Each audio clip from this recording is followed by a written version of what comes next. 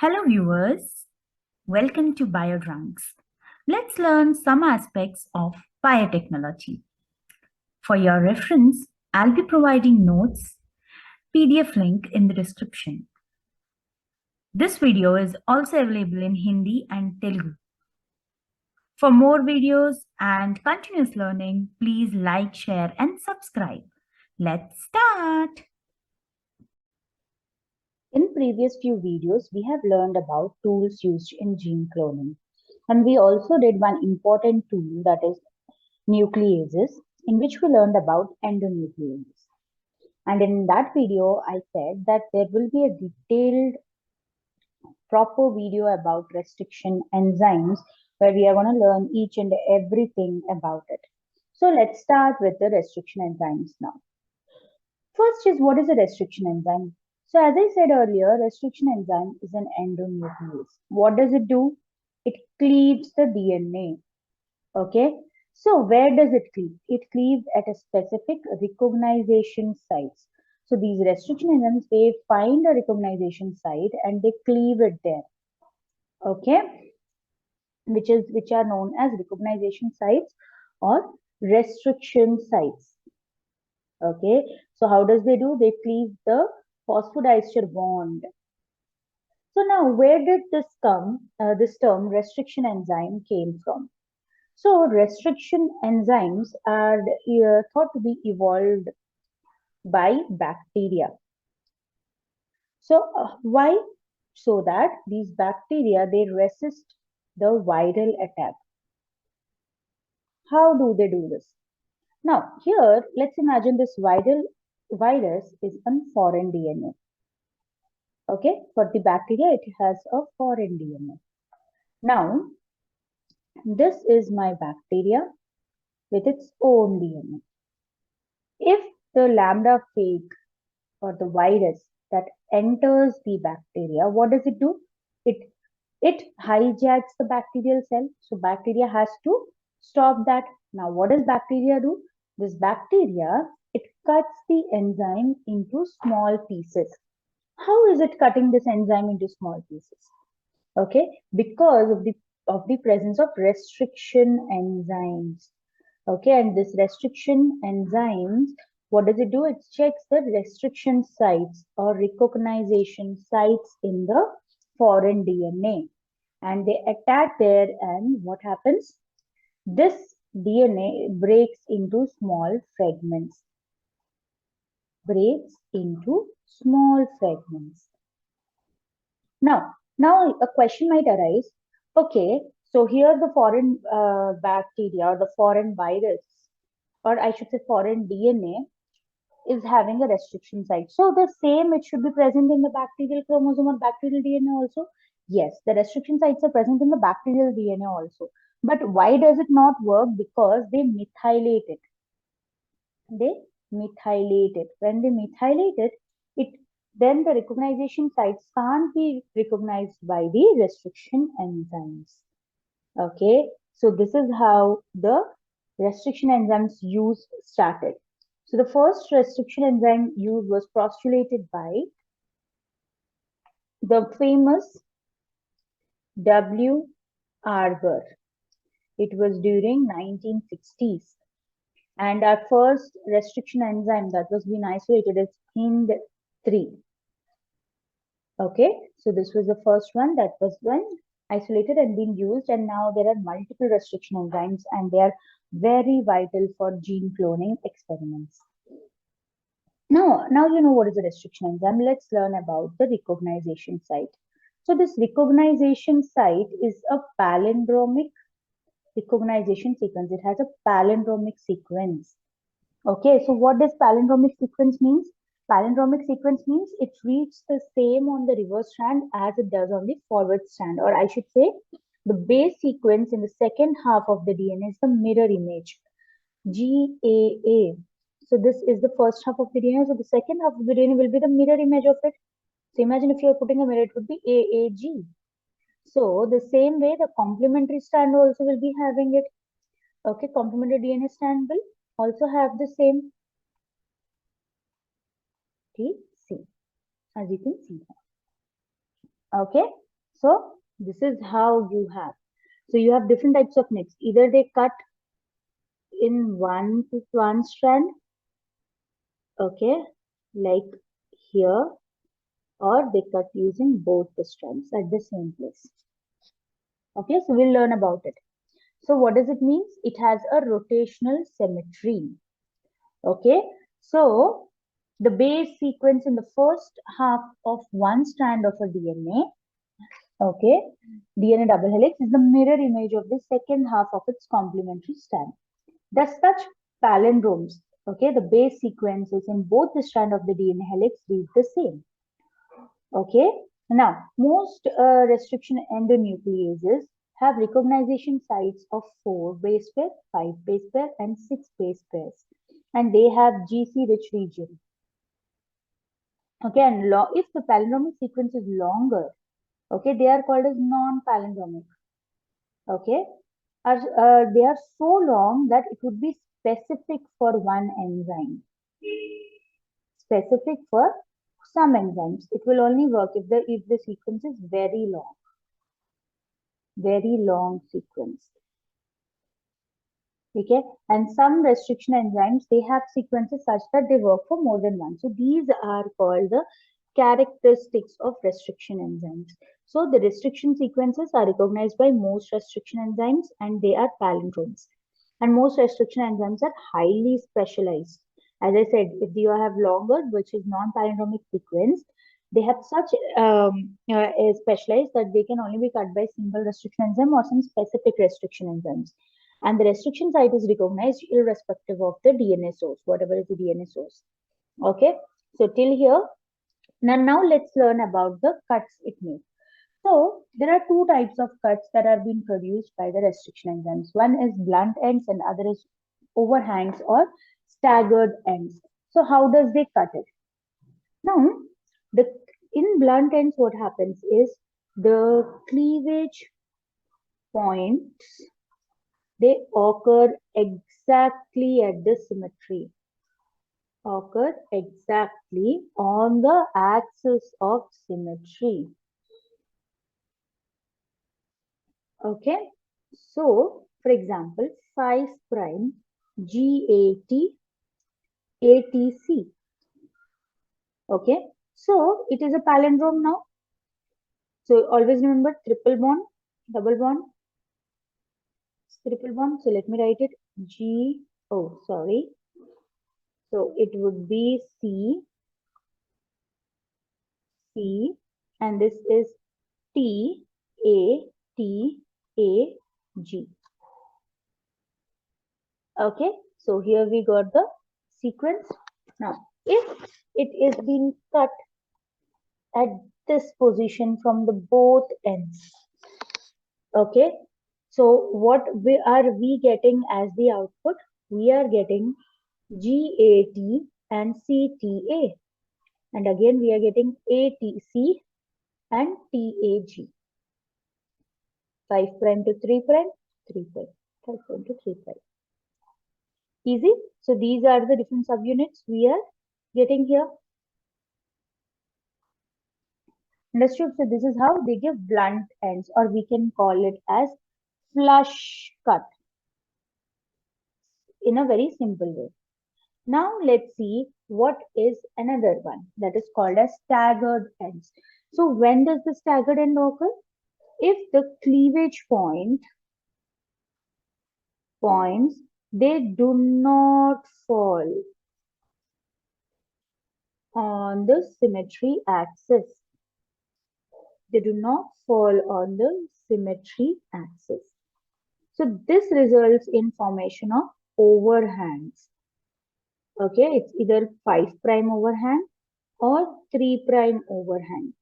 So if you are getting an overhang, okay, so we often call them also as sticky ends or cohesive termini, because these overhangs ends of each fragment are complementary in the base sequence. Okay, and they have a tendency to attach to each other. So how are we finding it? Let's find out.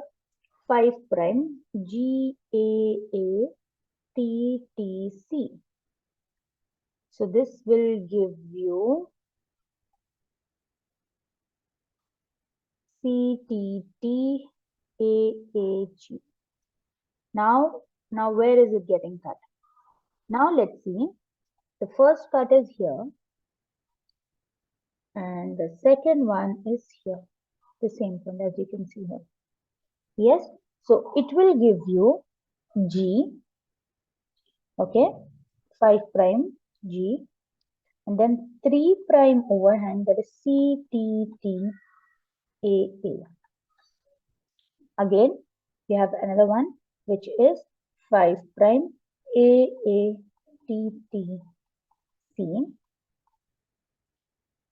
and G.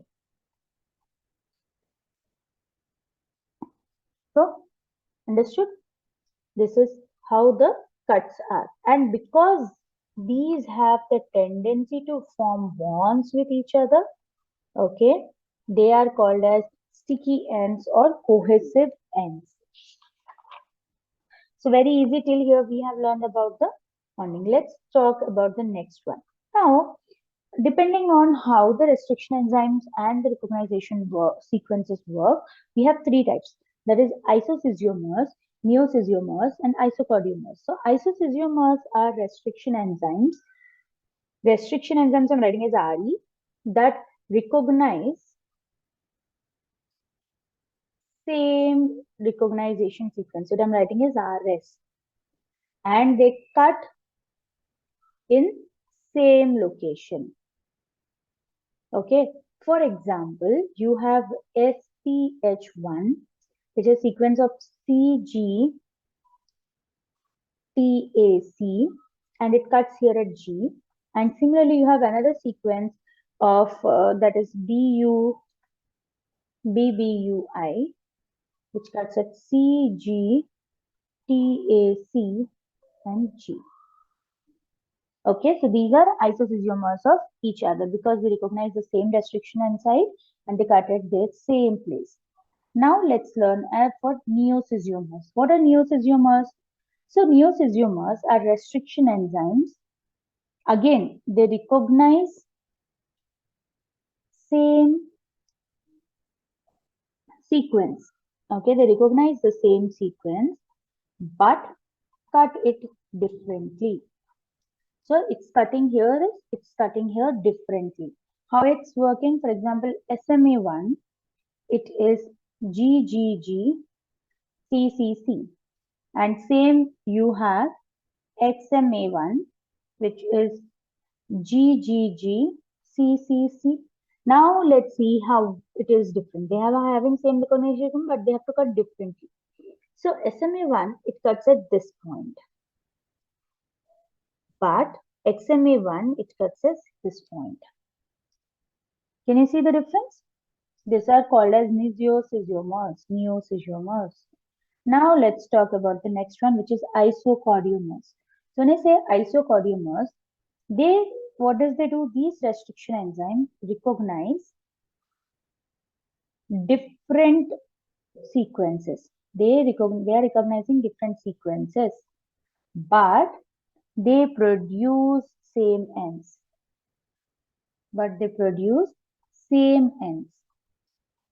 For example, you have SAU3A. Okay, this is a nucleotide. It produces, these are the ends it's producing. So if I'm writing N is for nucleotide.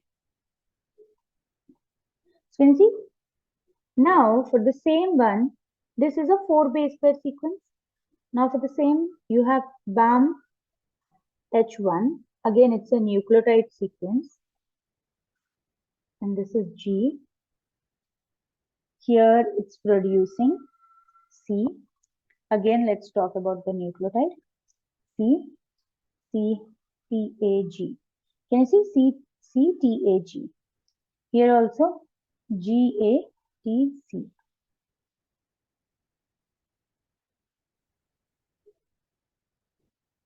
Simple? Understood? So this is how it works. They're producing the same, if you can see here, same ends. And here this is a 6 base pair sequence. Here this is a 4 base pair sequence. So these are called as isochoriomers. Now, what is the frequency of recognition sites? That means at what site, okay, at what distance it is cutting. See, the number of recognition sequences for a particular restriction in the nuclease in a DNA molecule is like of a known length can be calculated mathematically. Now, if it is assumed that the nucleotides are ordered in a random fashion and they have 4 nucleotides, obviously 4 nucleotides you have, and they are equally spread, equally distributed. So 4 nucleotides and equally distributed or equal proportions. Now, if the restriction site sequence is of 6 base pairs, okay, so on an average, it will occur 4,096, that is 4 to the power 6 bases. Now, the restriction site is of 4 base pairs, so it will create a smaller one, isn't it?